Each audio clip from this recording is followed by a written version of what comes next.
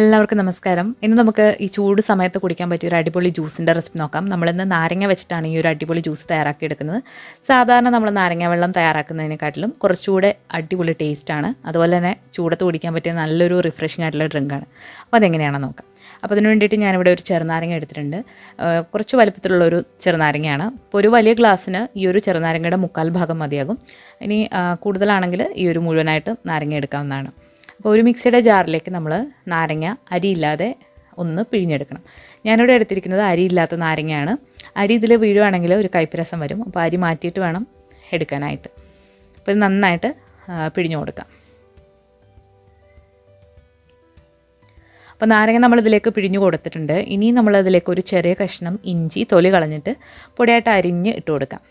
പൊടിയായിട്ട് അരിയുന്നത് ഇത് നന്നായിട്ടൊന്ന് അരിഞ്ഞ് കിട്ടാൻ വേണ്ടിയിട്ടാണ്. അപ്പോൾ ഇഞ്ചി ചേർക്കുമ്പോൾ ഒരു സ്പെഷ്യൽ ടേസ്റ്റാണ്.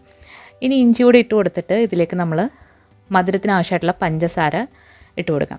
ഞാനിവിടെ 2 ടേബിൾ സ്പൂൺ പഞ്ചസാരയാണ് ചേർത്ത് കൊടുക്കുന്നത്.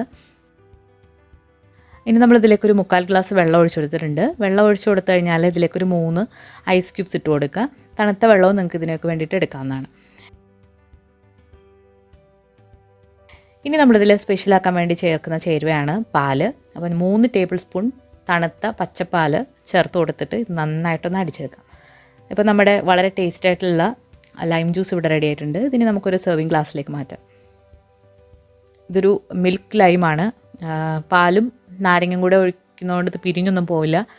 നല്ല ടേസ്റ്റ് ആയിട്ടുള്ളൊരു നാരങ്ങ ജ്യൂസാണ്. ഇതുവരെ ഇങ്ങനെ ട്രൈ ചെയ്ത് നോക്കിയിട്ടില്ലാത്തവർ തീർച്ചയായിട്ടും ഒന്ന് ട്രൈ ചെയ്ത് നോക്കിയിട്ട് നിങ്ങളുടെ അഭിപ്രായങ്ങളൊക്കെ അറിയിക്കുക.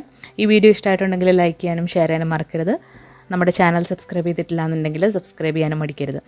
പുതിയൊരു റെസിപ്പി വീഡിയോ ആയിട്ട് നമുക്ക് വീണ്ടും കാണാം. താങ്ക്